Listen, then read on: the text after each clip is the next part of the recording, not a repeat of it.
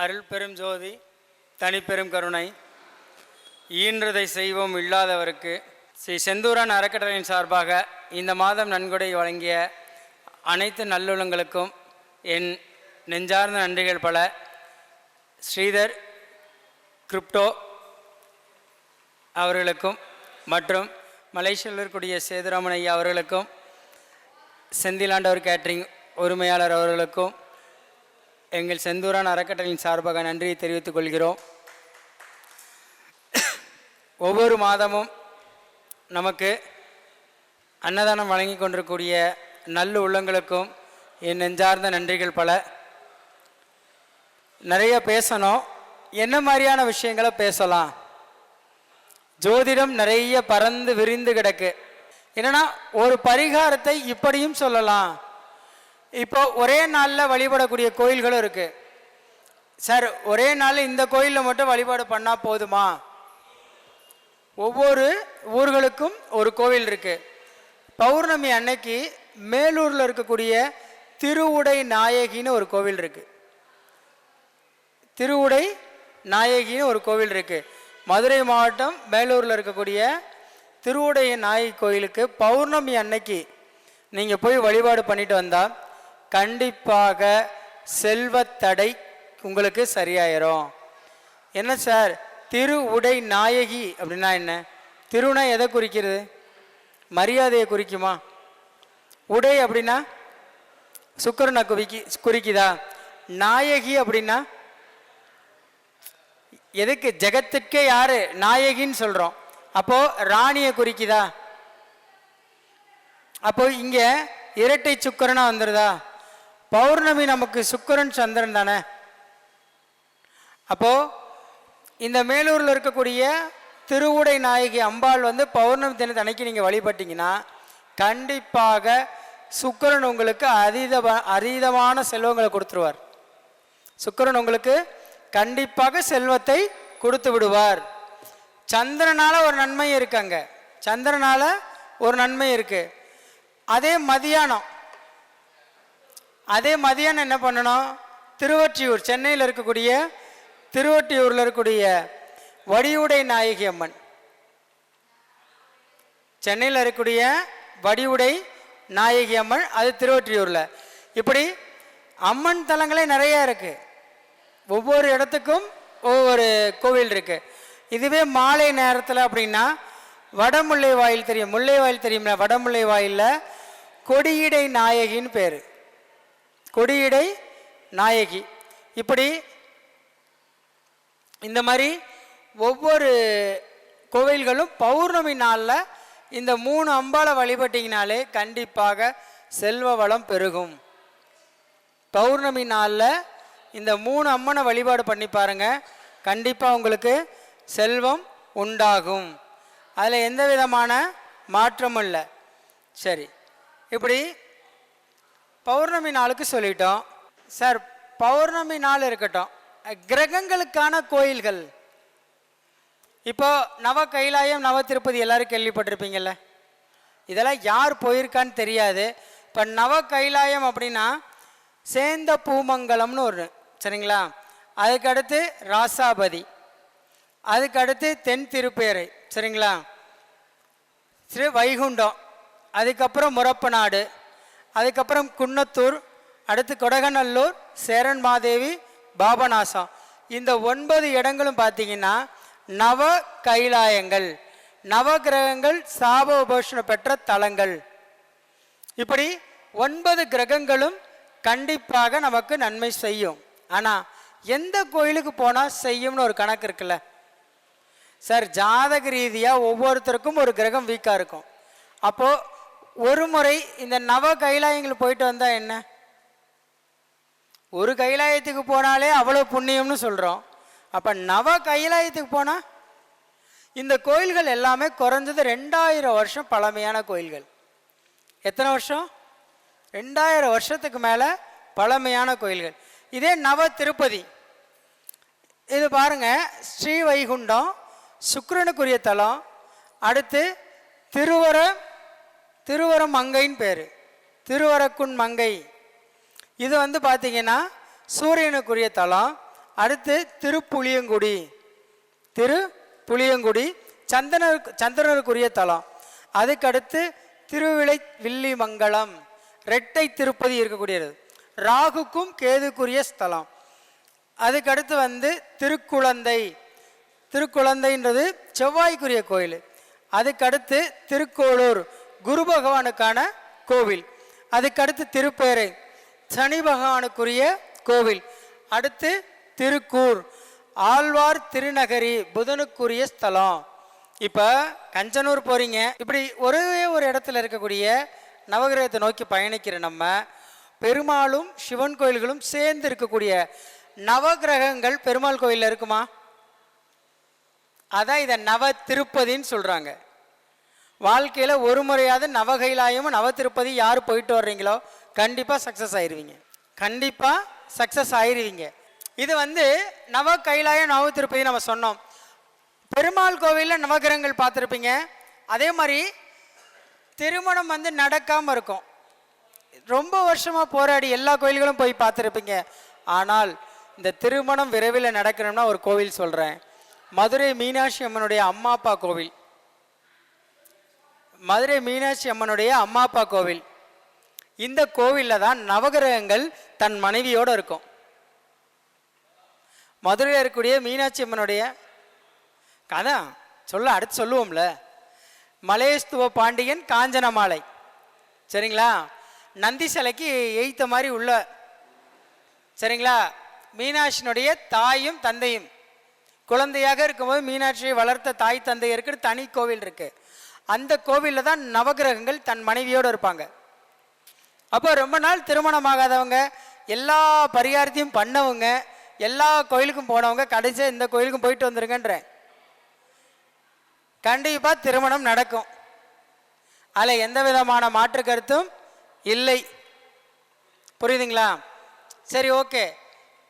என்னமோ அக்கா கேட்குறாங்க, அண்ணன்ட்ட என்ன கேட்குறாங்க? மதுரை மீனாட்சி அம்மன் கோயில் பக்கத்தில் இருக்க அந்த கோயில் பக்கத்தில் நந்தி சிலை இருக்கும். பெரிய நந்தி இருப்பார். அந்த நந்திக்கு எய்த்த சந்து எழுகடல் தெருன்னு பேர். எழுகடல் தெருளை காஞ்சன மாலை மலையஸ்துவ பாண்டியன் இருக்கும். கோயில் சின்னதாக தான் இருக்கும். அதில் கண்டிப்பாக நவகிரகம் தன் மனைவிகளோடு இருப்பாங்க. அந்த கோயிலுக்கு போயிட்டு அப்படியே பக்கத்தில் காலபைரவர் இருப்பார். வணங்கிட்டு வந்தால் எப்படியா கொண்ட திருமண தடையினாலும் விலகிறோம். எப்படியா கொண்ட திருமண தடையினாலும் விலகிறோம். இப்படி மீனாட்சி அம்மன் கோயிலை பொறுத்த வரைக்கும் மீனாட்சி அம்மன் கோயிலை மட்டும் பார்க்கக்கூடாதுங்க. அது புதன் மட்டும் கிடையாது. மீனாட்சி அம்மன் கோவில் புதன் மட்டும் கிடையாது. புதனை தாண்டி ஒரு விஷயம் இருக்கு. 6 மாதம் சொக்கரோட ஆட்சி, 6 மாதம் மீனாட்சியோட ஆட்சி. அப்போ 6 மாதம்தான் புதன் வேலை செய்யும். அந்த 6 மாதம் செவ்வாய் தானே வேலை செய்யும். செவ்வாய் சூரியன் தானே. சிவருமான் சூரியனா சனியா? சூரியனா? சரி, அப்போ சூரியனும் செவ்வாயும். அப்போ இந்த 6 மாதம் சொக்கரோட ஆட்சி நடக்குதுல்ல. யாருக்கெல்லாம் கரெக்டாக சித்திரை திருவிழா, சித்திரை திருவிழா முடிஞ்சு சித்திரை, வைகாசி, ஆனி, ஆடி, ஆவணி, ஆவணி கடைசி வரைக்கும் மீனாட்சியினுடைய ஆட்சி. ஆவணிக்கு அப்புறம் சொக்கரோட ஆட்சி. அப்போ ஜாதகத்தில் ஆவணிக்கு அப்புறம் பிறந்தவங்களுக்கு திருமண தடையா இருக்கு அப்படின்னா மீனாட்சி அம்மன் கோயில் போயிட்டு வாங்க, கண்டிப்பாக திருமண தடை சரியாயிரும். ஏன்னா சொக்கர் என்ன பண்ணுறாரு, மீனாட்சியை 6 மாதம் ஆட்சி பண்ணிட்டு தானே கல்யாணம் பண்ணுறாரு. மீனாட்சி 6 மாதம் ஆட்சி பண்ணிட்டு தானே கல்யாணம் பண்ணுறாங்க. ஒரு வீட்டில் போய் பொண்ணு பார்க்குறீங்கன்னா அந்த மாப்பிள்ளைகிட்ட கல்யாணம் பண்ணி வச்சுருவாங்க. வீட்டுக்குள்ளே வந்தோடனே பெரியவங்க என்ன சிதம்பரமா மதுரையான்னு கேட்பாங்க. சிதம்பரமா மதுரையான்னு கேட்பாங்க. புரிஞ்ச புத்திசாலி என்ன சொல்லுவான், நம்ம வீடு எப்போ மதுரை தாங்க. புரியுதுங்களா? புரியாதவன் என்ன 2 ஊர் எனக்கு ஒன்றும் தெரிலையே அப்படின்ட்டு போயிடுவான்.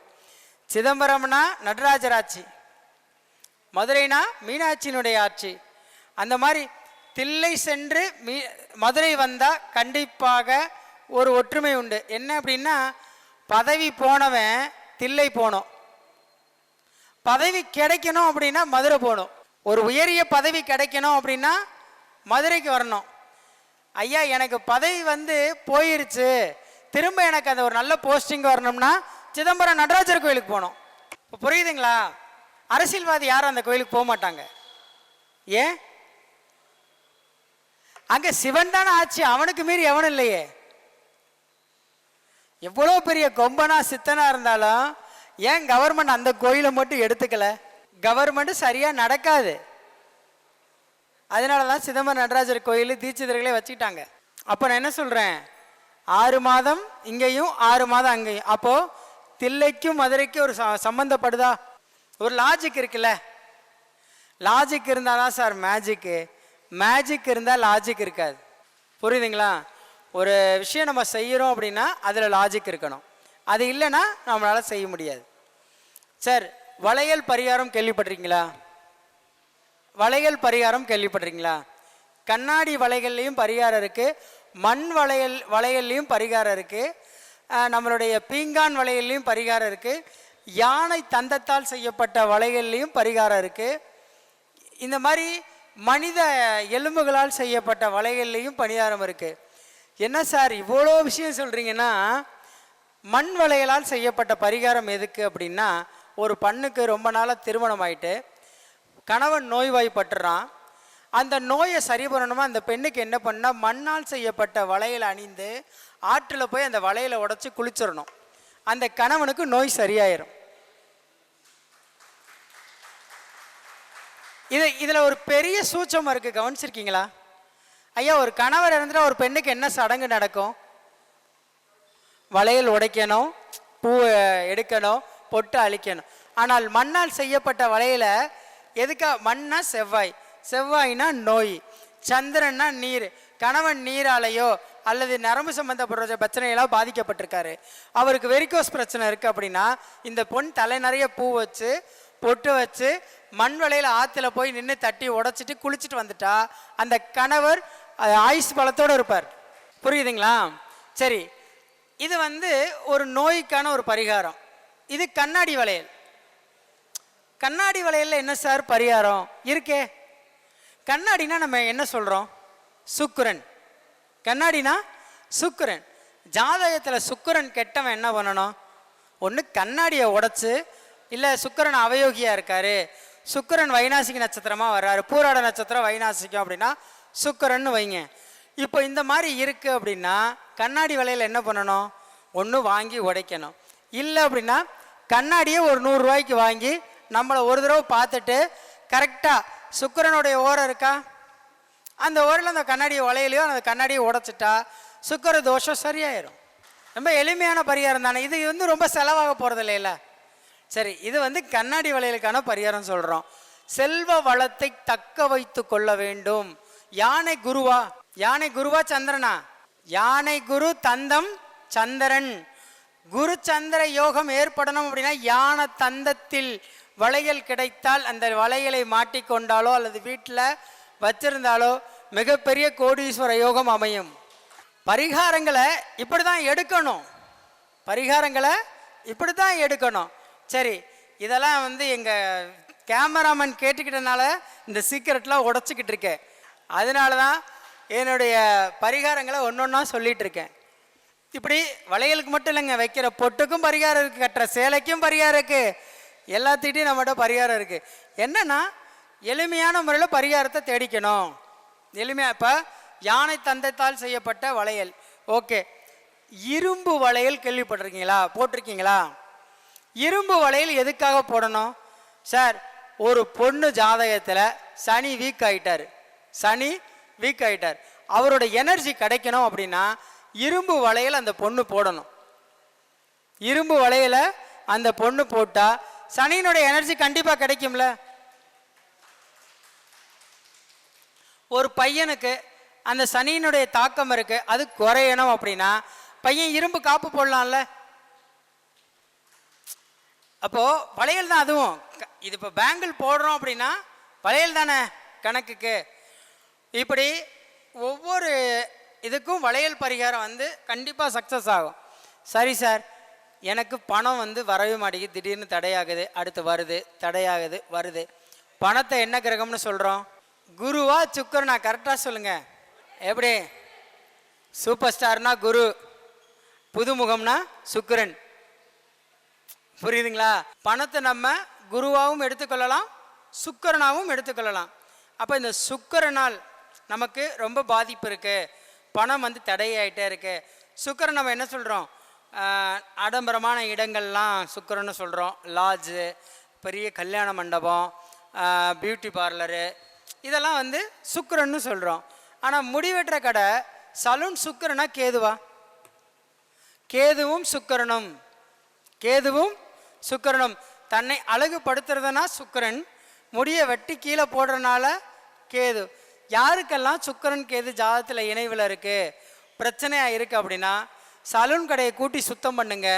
கண்டிப்பாக அந்த 2 கிரகத்தினுடைய பாதிப்பிலும் தப்பிச்சிடலாம். பரிகாரம் என்பதை இப்படி எளிமையாக எடுக்கணும். சரி, விட்டதுலேருந்து வருவோம். சுக்கிரன் பாதிப்படைஞ்சிருச்சு. அப்போது சுக்கிரனுக்கான அந்த பணம் வராமையே இருக்குது. சிறு பணம் தான் சார் வருது, நான் 1000 ரூபா தான் சம்பாதிக்கிறேன், எனக்கு 1500 வேணும்னு ஆசைப்பட்டா ஓகே, இந்த பரிகாரம் சக்ஸஸ். எனக்கு 1000 ரூபா சம்பாதிக்கிறேன், 10,000 வேணும்னு நினச்சினா பரிகாரம் ஃபெயிலியர். படிப்படியாக முன்னேறணும்னு நினச்சா கண்டிப்பாக இறைவன் கொடுப்பான். அதிகமாக வேணும்னு நினச்சா இறைவன் கொடுக்க மாட்டான். பேராசை பெருநஷ்டத்தில் விட்டுருவான்.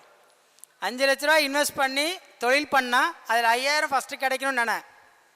50,000 கிடைக்கும்னு நினச்சின்னா 1 மாதம் கிடைக்கும், 2 மாதம் கிடைக்கும், 3வது மாதம் டாட்டா பாய் பாய் சியூ, டாட்டா பாய் பாய் சியூ. புரியுதுங்களா? ஏன்னா இன்றைக்குள்ள காலகட்டம் தான். அதனால் இந்த சுக்கிரன் சம்பந்தமான விஷயங்களில் பாதிக்கப்பட்டு பணம் வரல அப்படின்னு நினைக்கிறவங்க சலூன் கடையை கூட்டி சுத்தம் பண்ணுங்க, உங்களுக்கு ப்ராப்ளம் சரியாயிருன்னு சொல்லியிருக்கேன். அதை காட்டி இன்னொரு பரிகாரம் சொல்கிறேன். சார் பணமே வரல சார், ரொம்ப கஷ்டம், சுக்கிரனால் பிரச்சனை, புதனால் பிரச்சனை, செவ்வாயால் பிரச்சனை, இந்த 3 கிரகங்களாலே பிரச்சனை, என்னால் சமாளிக்கவே முடியல, எனக்கு இமிடியேட்டாக பணம் வரணும். கல்யாண மண்டபத்தில் போய் எச்சியலை எடு. ஒரு கல்யாண மண்டபத்தில் எச்சியலை எடு, கண்டிப்பாக சக்ஸஸ் ஆயிடுவேன். என்ன சார் கல்யாண மண்டபத்தில் போய் எச்சியலை எட சொல்லுவீங்க? எடு சார். ஹோட்டலில் ஒருத்தன் டெய்லி இலை எடுக்கிற வேலை பார்க்குறேன், அவனுக்கு 500 ரூபா தான் சம்பளம். இறைவன் அந்த சம்பளத்தையாவது கொடுக்குறான்ல. உங்களுக்கு புரியுதுங்களா? பணம் தானாலாம் வராது. எப்படி தானாக பணம் வரும்? எப்போ பார்த்தாலும் நோட்டை தூக்கிட்டு ஓடிடுறது ஜோசியர்கிட்ட. கடன் கொடுத்துட்டு சார், கொடுத்த காசு வருமா சார், கொடுத்த காசு வரும்னா யாரா ஜோசியரை நம்பி காசு தரீங்களா? பக்கத்து வீட்டுக்காரன், எய்த்த வீட்டுக்காரன் இந்த அதில் பணம் போட சொன்னேன், 1 லட்சம் கொடுத்தா 1 கோடி வரும்னு சொன்னேன், 15 லட்சம் கொடுத்து வச்சுருக்கேன், 20 லட்சம் கொடுத்து வச்சுருக்கேன். அப்படியெல்லாம் என்கிட்ட வந்தானா எதில் போடுவேனே தெரியாது. என்ன காரணம்னா முதல்ல ஒரு பணம் கொடுக்குற வாங்குறத கரெக்டாக இருக்கணும். ஜோசியரால் உங்கள் கடனை அடைக்க முடியாது. நான் என்ன சொல்கிறேன், ஒரு ஜோதி நிலையத்தை போய் பேங்காக நினச்சிக்கோங்க. கஷ்டம் வந்தாலும் அவர்கிட்ட போய் சொல்லுங்கள், காசு வந்தாலும் அவர்கிட்ட போய் சொல்லுங்கள். உங்கள் வீட்டில் ஒரு பொண்ணு கல்யாணம் வச்சுருக்கீங்க, பொருத்தம் பார்க்குறீங்க, 100 பொருத்தம் பாவம் அந்த மனுஷனும் பொழப்பில்லாமல் சொல்லுவேன். அந்த கல்யாண நாளில் அவனுக்கு அழைப்பும் கொடுக்க மாட்டீங்க, ஒரு வேஷ்டி துண்டு கூட எடுத்து தர மாட்டீங்க. அப்புறம் எப்படி உங்கள் பிள்ளைய நல்லா வாழும்? சண்டையோ சச்சரத்தோடு தானே இருக்கும். சண்டை ஓட்ட நிறைய சொல்லலாம், ஊர்பட்ட கம்ப்ளைண்ட்டு. நான் என் கதைக்கு வர்றேன், மக்களுக்கான கதைக்கு வருவோம்.